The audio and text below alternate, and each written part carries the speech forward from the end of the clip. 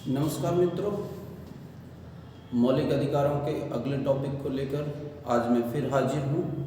आज हमारा जो टॉपिक है मौलिक अधिकारों में, वो तीसरा मौलिक अधिकार है शोषण के विरुद्ध अधिकार। इसे अनुच्छेद 23 से और अनुच्छेद 24 तक रखा गया है, अर्थात 23 और 24 दोनों में शोषण के विरुद्ध अधिकार रखा गया है। महत्वपूर्ण प्रश्न ये बनता है कि 23 और 24 केवल दो अनुच्छेदों में रखा गया है। दोस्तों, अनुच्छेद 23 में कहा गया है कि मानव का दुर्व्यापार एवं बलात्श्रम पर रोक लगनी चाहिए। यह एक अपराध होगा यदि कोई भी व्यक्ति इस काम को करता है या राज्य करता है। इसमें दोनों को ही दोनों को ही रोका गया है, दोनों को ही दंड दिया जा सकता है। ना तो राज्य दुर्व्यापार करेगा, ना कोई व्यक्ति दुर्व्यापार करेगा। तो दोस्तों, अनुच्छेद 23 क्लॉज 1 में कहा गया है, ये बताया गया है कि मानव दुर्व्यापार क्या होता है। देखिए, मानव दुर्व्यापार में शामिल किया गया है दास प्रथा को। इसका मतलब दास प्रथा खत्म होनी चाहिए, बेगार खत्म होनी चाहिए, बंधुआ मजदूरी खत्म होनी चाहिए, मनुष्य को वस्तुओं की तरह बेचना और खरीदना बंद होना चाहिए, स्त्रियों एवं बच्चों के अनैतिक व्यापार बंद होना चाहिए। किसी भी तरीके से इसकी प्रैक्टिस नहीं की जानी चाहिए। और दोस्तों, इसमें यह भी कहा गया है कि यदि किसी व्यक्ति को न्यायालय ने दंडित किया है, उसने कोई अपराध किया तो उस अपराध का दंड दिया है कि उससे कोई काम कराया जाए जिसकी मजदूरी ना मिले, तो यह बलात्श्रम के अंतर्गत नहीं आएगा। और एक व्यक्ति जो अपनी मर्जी से अतिरिक्त काम करना चाहता है तो वह भी बलात्श्रम के अंतर्गत नहीं आएगा। इसमें एक अनुच्छेद बहुत इम्पोर्टेंट है, अनुच्छेद 35। अनुच्छेद 35 में संसद को यह शक्ति मिली है कि इन सब का पालन कराने के लिए संसद कानून बना सकती है या इसे रोकने के लिए संसद कानून बना सकती है। और अभी मैंने बताया था कि यह राज्य और व्यक्ति दोनों के ही विरुद्ध, ना तो कोई राज्य करा सकता है न व्यक्ति इन कामों को करा सकता है, तो उसे दंडित किया जाएगा। ये सब अनुच्छेद 23 क्लॉज 1 में रखा गया है। दोस्तों, अनुच्छेद 23 क्लॉज 2 में, अनुच्छेद 23 क्लॉज 2,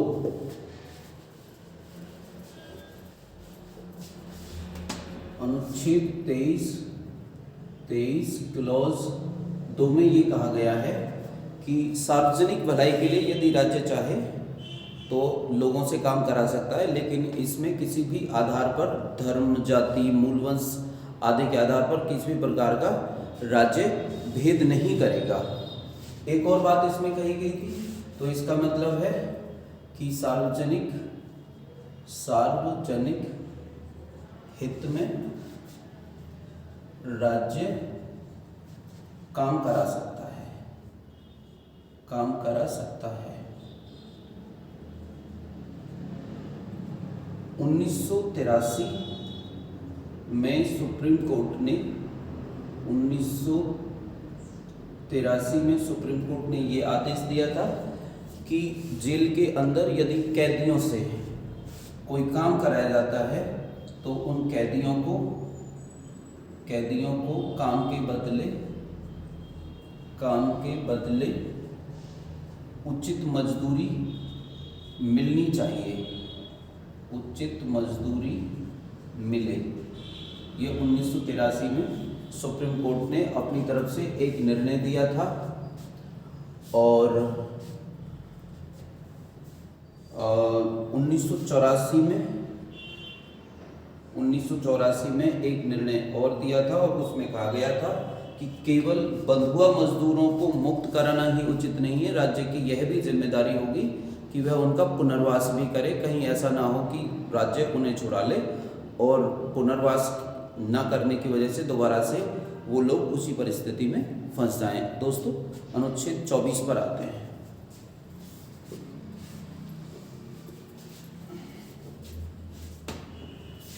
अनुच्छेद 24 कहता है, अनुच्छेद 24 में कहा गया है कि 6 से 14 वर्ष तक के बच्चों को खानों में और कारखानों में नहीं लगाया जाएगा।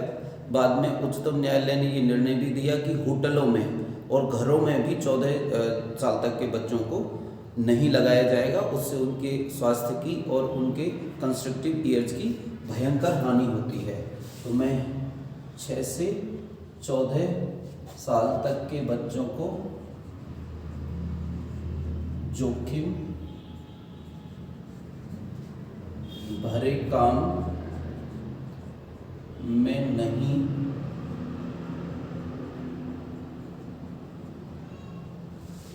लगाया जाएगा दोस्तों। और यह जो निर्देश है यह अत्यांतिक है, अर्थात कोई इसका अपवाद नहीं है। अर्थात ये नहीं कह सकते कि उस स्थिति में, उस परिस्थिति में इसको बदला जा सकता है। जैसे हमने अनुच्छेद 23 में कहा था कि अनुच्छेद 23 में सार्वजनिक हित में सरकार चाहे तो ऐसा काम लोगों से फ्री में करा सकती है। इसी के समर्थन में अनुच्छेद 39 अणे दोस्तों, अगर ये कहा जाए कि 1 से लेकर 50 तक अनुच्छेदों में कौन सा अनुच्छेद इंपॉर्टेंट है, तो मैं इसे वरीयता दूंगा। इस अनुच्छेद में कहा गया है कि राज्य देशवासियों के स्वास्थ्य की रक्षा करने के प्रयास करेगा और यह भी निर्धारित करेगा राज्य कि कहीं आर्थिक मजबूरियों में फंसकर लोग ऐसे कामों में न लग जाएं जिससे कि उनके स्वास्थ्य की और संबंधित वातावरण की कोई हानि हो। इसको ध्यान में रखते हुए 3 कानूनों का उल्लेख है दोस्तों। एक कानून है भारतीय कारखाना अधिनियम 1948 में बनाया गया भारतीय कारखाना अधिनियम। और दोस्तों खान अधिनियम 1952 में बनाया गया था। खान अधिनियम 1900 जो खानों में मजदूर काम कर रहे थे उनकी देखरेख के लिए, उनके स्वास्थ्य की रक्षा के लिए सरकार ने खान अधिनियम 1952 में बनाया था। और 1986 में बनाया था बाल श्रम प्रतिषेध अधिनियम। 1986 में बाल श्रम प्रतिषेध अधिनियम। दोस्तों अनुच्छेद 23 और 24 पूरे होते हैं, शोषण के विरुद्ध अधिकार पूरा होता है। यदि आपको हमारे प्रयास पसंद आ रहे हैं तो प्लीज़ कृपया करके हमारी वीडियो को ज़्यादा से ज़्यादा फैलाएं अपने दोस्तों एवं मित्रों तक। जय हिंद दोस्तों।